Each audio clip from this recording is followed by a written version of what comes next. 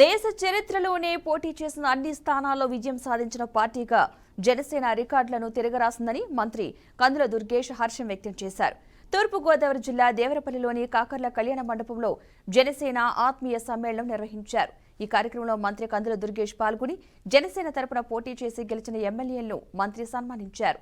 గోదావరి పరిసర ప్రాంతాల్లో eco tourism అభివృద్ధికి, పర్యాటకులకు రిసార్ట్లు ఏర్పాటు చేసే విధంగా కూటమి ప్రభుత్వం కృషి చేస్తుందన్నారు. డెల్టా, మెట్ట ప్రాంతాలు అభివృద్ధి చేస్తామని హామీ ఇచ్చారు.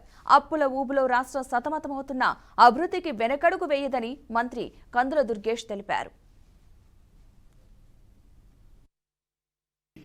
మేము కొన్ని పదవుల్లో ఉండటం వల్ల, లేకపోతే కొన్ని పదవులు చేసి ఉండటం వల్ల వేదిక మీద కూర్చున్నాం. కానీ నిజానికి మేము వేదిక మీద కూర్చోవడానికి ప్రధాన కారకులు ముందు కూర్చున్నటువంటి కార్యకర్తలు తెలియజేస్తున్నాను. ఏ పార్టీ జెండా అయినా రెపరెపలాడాలంటే దానికి కార్యకర్తే ప్రధాన కారకులు అవుతారనేటువంటి మాటలు కూడా మరొకసారి తెలియజేసుకుంటూ మీ అందరికీ కూడా శిరస్సు వచ్చి నమస్కారాన్ని తెలియజేస్తా ఉన్నాను. రావటం ఒక్కొక్కసారి లేట్ అవ్వచ్చేమో కానీ రావడం మాత్రం పక్క. అది జనసేన పార్టీ విషయంలో నిజమైంది.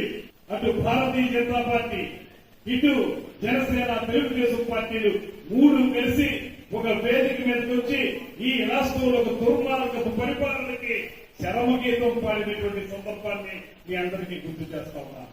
దీనికి ఆజ్యం పోసింది ఎవరు, దీనికి బీజం వేసింది ఎవరంటే ఖచ్చితంగా ఆనాడు ఇప్పటం సభలో ప్రభుత్వ వ్యతిరేక ఓటును చేరనివ్వననేటువంటి నినాదంతో గడిచిన 3.5 సంవత్సరాల కాలంలో అదే మాట మీద నిలబడి ఇవాళ ఈ కూటమి ఇంత అత్యద్భుతమైన విజయం సాధించడానికి ప్రధాన కారకులైనటువంటి కొన్నితర కొత్త